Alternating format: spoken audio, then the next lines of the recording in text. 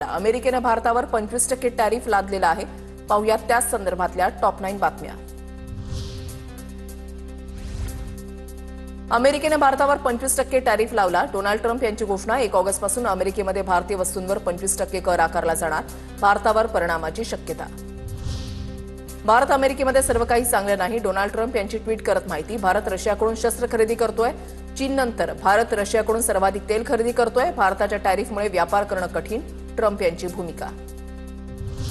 अमेरिकेच्या टॅरिफ धोरणामुळे भारतातील अनेक उद्योगांवर परिणाम होण्याची शक्यता। कापड उद्योग, ऑटोमोबाईल्स, ऑटो पार्ट्स, मोबाईल आणि इलेक्ट्रॉनिक वस्तूंवर परिणाम होण्याची शक्यता। केंद्रीय वाणिज्य मंत्री पियुष गोयल यांनी बोलावली महत्त्वाची बैठक। अमेरिकेने 25% टॅरिफ लावल्यानंतर बैठकीचं आयोजन। परराष्ट्र मंत्री एस जयशंकर यांचीही उपस्थिती। औषध निर्माण, सेमीकंडक्टर, ऊर्जा उत्पादन, तांबे या क्षेत्रांना टॅरिफमधून सूट। अमेरिकेसाठी या गोष्टी खूप महत्त्वाच्या असल्यानं टॅरिफमधून सूट। अमेरिकेने टॅरिफ धोरण लागू केल्यास भारताच्या निर्यातीवर मोठ्या परिणामाची शक्यता। भारताची वार्षिक निर्यात 2 ते 7 अब्ज डॉलरनं कमी होण्याचा तज्ज्ञांचा अंदाज।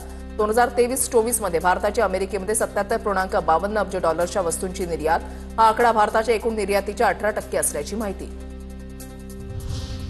या आर्थिक वर्षामध्ये भारताची निर्यात अमेरिकेमधल्या आयातीपेक्षा दुप्पट। या वर्षाच्या एप्रिल-जून तिमाहीमध्ये भारताची अमेरिकेमध्ये होणारी निर्यात 22.8%हून वाढून 25.51 अब्ज डॉलर्स, तर आयात 11.68% वाढून 12.86 अब्ज डॉलर्सवर। मोदींची ट्रम्प सोबतच्या मैत्रीची किंमत देशाला मोजावी लागते। काँग्रेसची ट्विट करत मोदींवर टीका। ट्रम्पनी भारतावर 25% टॅरिफ ठोकल्याची टीका। भारताचं परराष्ट्र धोरण अपयशी झालं। राहुल गांधींनी वेळोवेळी जागरूक करण्याचं काम केलं। ट्रम्प भारताला हिणवत आहेत। त्यांच्या अटींवर भारताला झुकवण्याचा प्रयत्न करत आहेत। काँग्रेसचे खासदार उज्ज्वल सिंह यांची टीका।